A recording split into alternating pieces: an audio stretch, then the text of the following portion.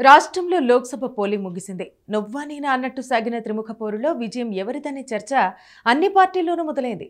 3 పార్టీలు ఫలితాల పట్ల ధీమా వ్యక్తం చేస్తున్నాయి. అత్యధిక స్థానాలు గెలుచుకుంటామని, గత నవంబర్ అసెంబ్లీ ఎన్నికల ఫలితాలు అదృష్టం కాదని నిరూపిస్తామని కాంగ్రెస్ ధీమాగా చెబుతోంది. సోమవారం సొంత గ్రామంలో ఓటేసిన సందర్భంగా కూడా ముఖ్యమంత్రి రేవంత్ రెడ్డి ఈ ఎన్నికల ఫలితాలు తమ ప్రభుత్వ పనితీరుకు రెఫరెండమేనని పునరుద్ఘాటించారు. 10 నుంచి 12 సీట్లు దక్కే అవకాశం ఉందని పార్టీ ముఖ్యనేత ఒకరు తెలిపారు. ఖమ్మం, నల్గొండ, భువనగిరి, మహబూబ్ నగర్, నాగర్ కర్నూల్, ఆదిలాబాద్, పెద్దపల్లి, వరంగల్, మహబూబాబాద్, చేవెళ్ల సీట్లలో కాంగ్రెస్ ఖచ్చితంగా గెలుస్తుందని పార్టీ వర్గాలు అంచనా వేస్తున్నాయి. హైదరాబాద్ను వదిలేస్తే సికింద్రాబాద్, కరీంనగర్, నిజామాబాద్, మెదక్, మల్కాజ్గిరి సీట్లలో ప్రత్యర్థి పార్టీలతో గట్టి పోటీని ఎదుర్కొంటున్నట్టు వివరిస్తున్నాయి. సికింద్రాబాద్, మల్కాజ్గిరి సీట్లలో ఓటర్లు సహజంగా అధికార పార్టీకి మొగ్గు చూపుతారని, ముస్లిం మైనారిటీలు కాంగ్రెస్ అభ్యర్థులకే మద్దతుగా నిలిచిన నేపథ్యంలో రెండూ తమకే దక్కుతాయని అంచనా వేస్తున్నారు.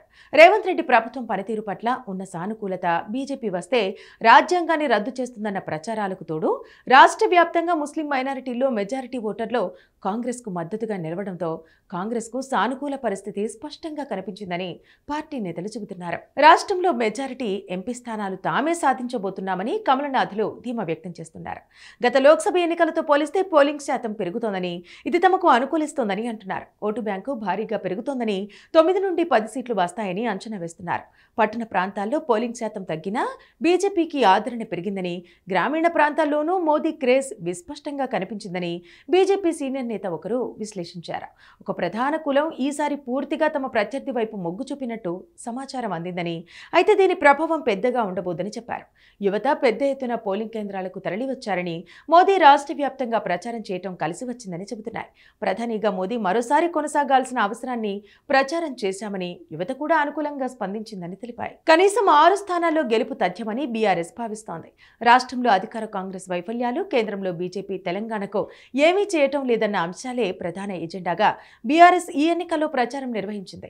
మెదక్, సికింద్రాబాద్, మల్కాజ్గిరి, కరీంనగర్, నాగర్ కర్నూల్, పెద్దపల్లి లోక్సభ స్థానాల్లో గెలుస్తామని భావిస్తున్నట్టు తెలిసింది.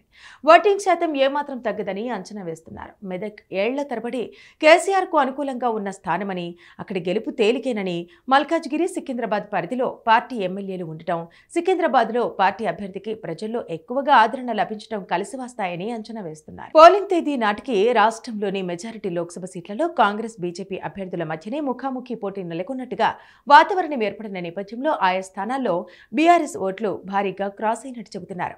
1-2% ఓట్లే గెలుపోటములను నిర్ణయిస్తున్న క్రమంలో క్రాస్ అయిన బీఆర్ఎస్ పార్టీ ఓట్లు ఎవరి కొంప ముంచుతాయోనన్న ఆందోళన ఇటు కాంగ్రెస్, అటు బీజేపీ వర్గాల్లోనూ నెలకొంది. ముఖ్యంగా మల్కాజ్గిరి, చేవెళ్ల, మహబూబ్ నగర్, నాగర్ కర్నూల్, జహీరాబాద్, నిజామాబాద్ వంటి చోట్ల క్రాస్ ఓటింగ్ భారీగా జరిగిందని చెబుతున్నారు. బీఆర్ఎస్లోని కాంగ్రెస్ వ్యతిరేకులు బీజేపీ వైపు, బీజేపీ వ్యతిరేకులు కాంగ్రెస్ పార్టీకి క్రాస్ ఓటింగ్ చేసినట్టుగా వార్తలు వస్తున్నాయి. అసెంబ్లీ ఎన్నికలకు మరో 5 ఏళ్ల సమయం ఉన్న నేపథ్యంలో అధికార పార్టీతో మంచి కోసము కొందరు బీఆర్ఎస్ నేతలు కాంగ్రెస్ అభ్యర్థులకు క్రాస్ చేయడానికే మొగ్గు చూపినట్టు చెబుతున్నారు. పలు నియోజకవర్గాల్లో అభ్యర్థులకు ఉన్న వ్యక్తిగత పరిచయాలతోనూ క్రాస్ ఓటింగ్ జరిగిందని అంటున్నారు.